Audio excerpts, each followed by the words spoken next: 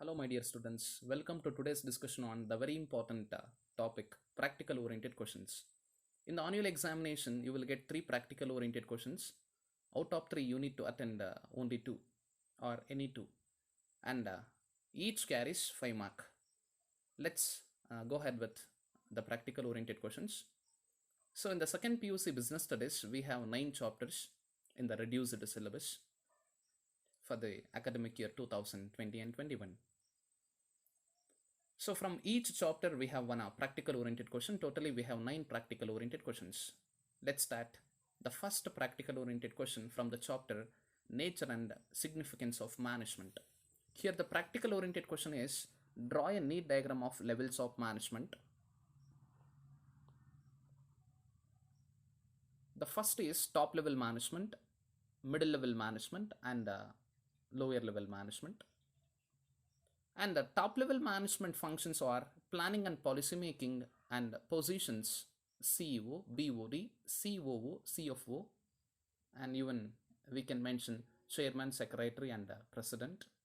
Come to middle level management, there are two functions organizing and staffing, positions HR manager, marketing manager, production manager, finance manager, even research and development department manager. Come to the last level, that is lower level management.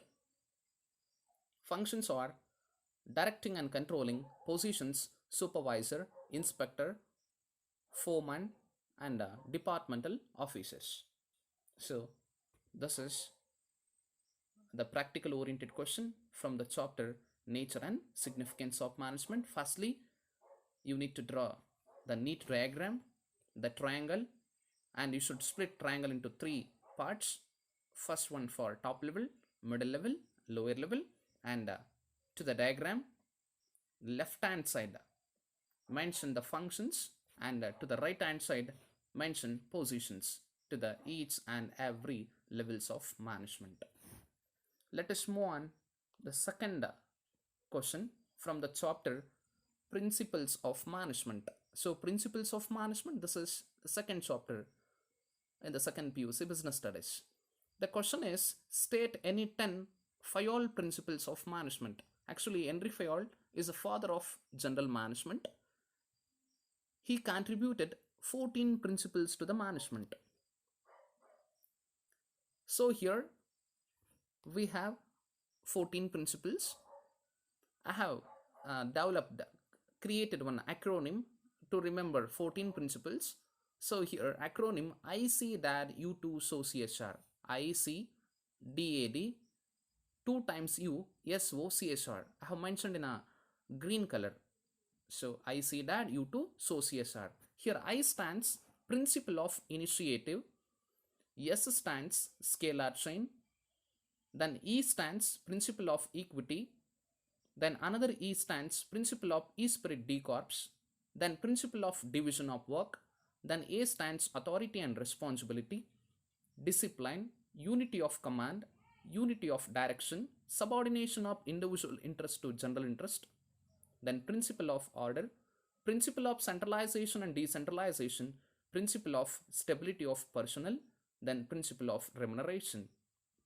To the question state any 10 prior principles of management, you no need to mention principle of initiative, principle of scalar chain. To the each principle, no need to mention principle of. Directly, you can mention initiative, scalar chain, equity, E-spirit, D corps, division of work, authority and responsibility, discipline, unity of command, unity of direction, subordination of individual interest to general interest, then order, centralization and decentralization, stability of personnel, and remuneration. So these are the 14 principles contributed by Henry Fayol to the management.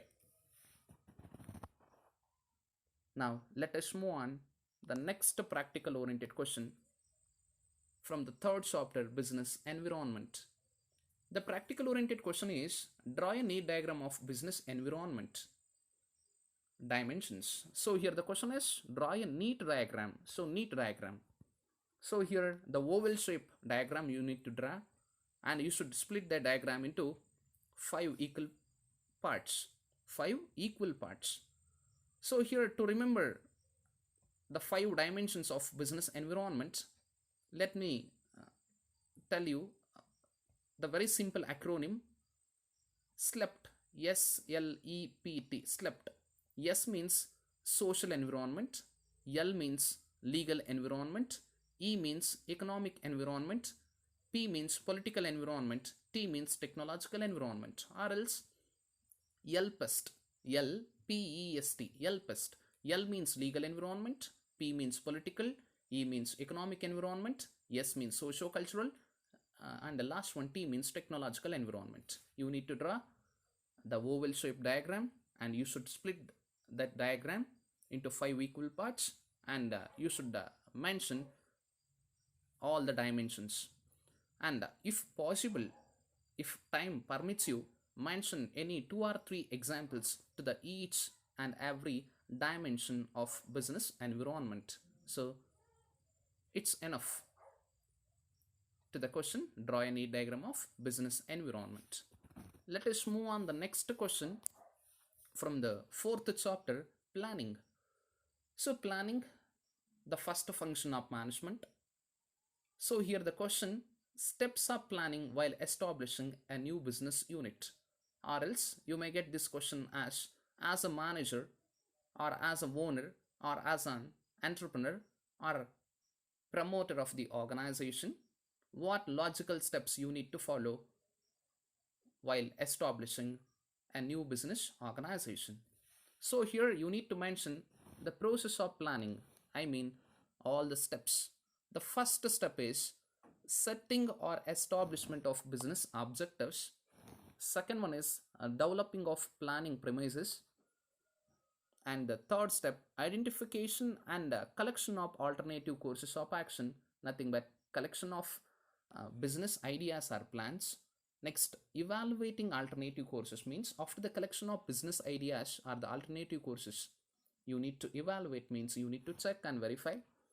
After evaluation of alternative courses of action, selection of best alternative or plan. So here among the evaluated alternative courses, among the evaluated alternative plans, we need to select only one. Hence here selection of best alternative or plan, not plans, not alternatives. This step must be selection of best alternative or plan, a plan or an alternative. The next one is implementation of plans, and the last step, follow up action. So these are the steps in the process of planning: setting of business objectives, developing planning premises, identification and collection of alternative courses of action, evaluating alternative courses, selection of best alternative or plan, implementation of plans, follow up and action. Let us move on the next question. Draw a neat diagram which shows divisional and functional organization structure. This is from the chapter organizing. And organizing, this is the second function of management, as we all know, right? As we all know that it is a second function of management. So here we need to draw the neat diagram of divisional and functional organization structure. So organization structure, very important to each and every organization to specify or to define the role and responsibilities and duties and their contribution to the organization, and it's very useful and very essential to the each and every organization to delegate authority, responsibility, and to expect accountability. So here in the diagram, the first position, managing director, under the supervision of managing director, various product divisions you need to mention here: cosmetics, garments, footwear, skincare. Better you mention to the all product divisions like D1, D2, D3, D4, because here we have 4 divisions. So D1 means division 1, D2, division 2, D3, D4. Here D1 cosmetics, D2 garments, D3 footwear, and D4 skincare. Under any one of the divisions, under any one of the product divisions, mention all the functional departments. Here, human resource department, marketing department, research and development department, purchasing department, you can mention. So this is about the question. Draw a neat diagram which shows divisional and functional organization structure. It's enough. Dear students, now let us move on the next question from the chapter staffing. So here the question is, assuming that you are the HR manager, I mean human resource manager, state any 10 sources of recruitment. To get candidates to the organization, recruitment is very essential and it is very crucial. Without recruitment, we cannot get candidates to the organization to go ahead with the day-to-day activities. Usually, each and every organization to get employee, to recruit employee, they go ahead with internal sources and external sources. Here we mention both internal and external sources of recruitment. Promotion and transfer, these two internal sources. Nextly, direct recruitment, casual caller, advertisement, employment exchange, placement agencies, campus recruitment, labor contractor, telecasting, web publishing, and employee referrals. So these are external sources of recruitment. Here we need to mention any 10 sources of recruitment. We have around 11 to 12 sources for the recruitment, and we need to mention any 10. Now let us move on the next question, that is, draw a neat diagram of Maslow's hierarchy of needs. To the question Maslow's hierarchy, you need to draw the triangle, and the first one, physiological or basic needs. Next, safety and security needs.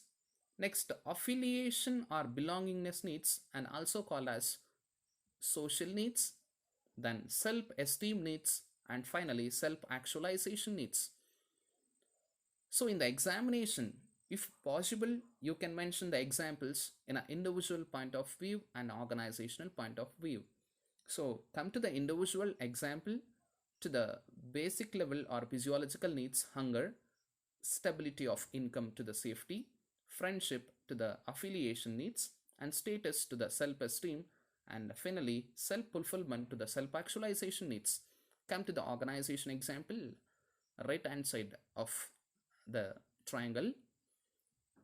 To the basic or physiological needs, basic salary, then safety and security needs, pension plan, then to the affiliation, cordial relationship with colleagues in the organization, then come to the self-esteem needs, job title, and finally self-actualization needs, achievement of goals.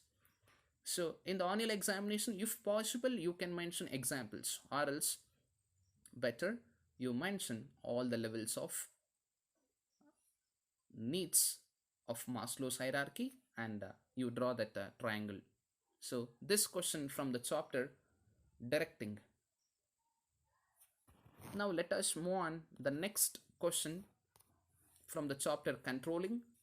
Here the question is, mention any 5 modern techniques of controlling. Actually, the topic managerial control, here we use traditional and modern techniques for the managerial control.